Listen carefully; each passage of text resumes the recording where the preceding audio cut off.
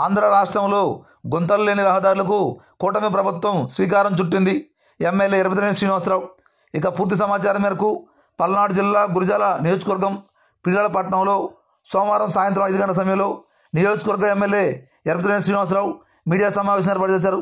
సందర్భంగా ఆయన మాట్లాడుతూ గత ప్రభుత్వంలో ప్రతి గ్రామంలో కూడా గుంతలమయం అవడంతో ప్రజలు ఎన్నో రకాలుగా ఇబ్బందులు పడ్డారని, కానీ ఆనాటి ప్రభుత్వం పట్టించుకోలేదని పేర్కొన్నారు.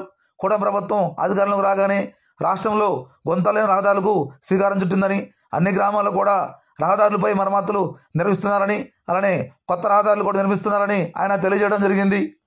రాష్ట్రాన్ని గాడిలో పెడుతున్నారు.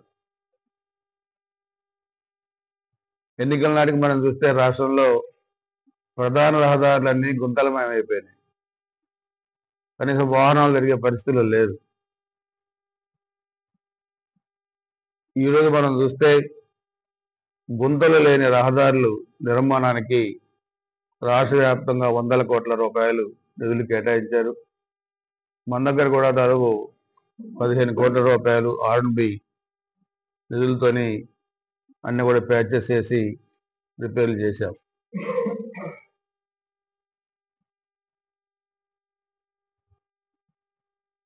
మొన్న చూస్తే ఎలక్ట్రిసిటీ ఛార్జెస్ మీద వీళ్ళు నిరసన ప్రదర్శన చేశారు రెండు రోజుల క్రితం.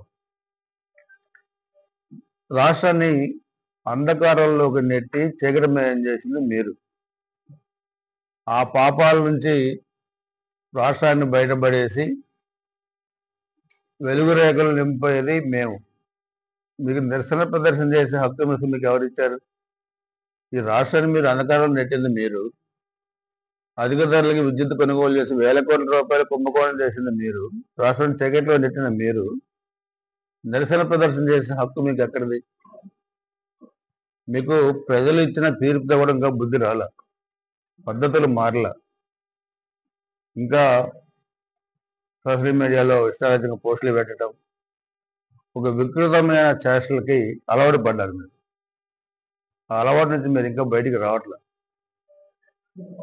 మిమ్మల్ని అందుకని ఇంకా మీ పతనం ఇంకా ఎంత దారుణంగా ఉంటుందో కూడా భవిష్యత్తులో ఆలోచించాల్సిన పరిస్థితులు ఉన్నాయి ఈరోజు. అందుకే నేను మిమ్మల్ని అందరినీ కూడా కోరేది, ఈ చారిత్రాత్మకమైన 2024 సంవత్సరాన్ని ఎన్డీఏ పార్టీలు గుర్తుపెట్టుకుంటాయి. ఇంకొక 36 గంటల్లో 2024కి వీడుకోలు పలుకుతూ 2025కి స్వాగతం పలుకుతూ మొత్తం కూడా మనం 25వ సంవత్సరంలో ముందుకు వెళ్తా ఉన్నాం. మీకు కూడా అడ్వాన్స్గా అందరికీ నూతన సంవత్సర శుభాకాంక్షలు. అదేవిధంగా నిన్న మనం క్రిస్మస్ కూడా చేసుకున్నాం. క్రిస్మస్ శుభాకాంక్షలు, సంక్రాంతి శుభాకాంక్షలు. గురిజాల నియోజకవర్గంలో చూస్తే 5 సంవత్సరాల అరాచక పరిపాలన మీరు కూడా చూశారు. చాలా ప్రెస్ మీట్లు కూడా నేను చెప్పాను. 11 మంది కార్యకర్తల హత్య, 8 మంది మైనింగ్ గుంతలో పడి చనిపోవడం, వీళ్ళు చేసిన అక్రమాల వల్ల దోపిడీలు, దుర్మార్గాలు, భూములు ఆక్రమించుకోవడం అన్నీ చేశారు.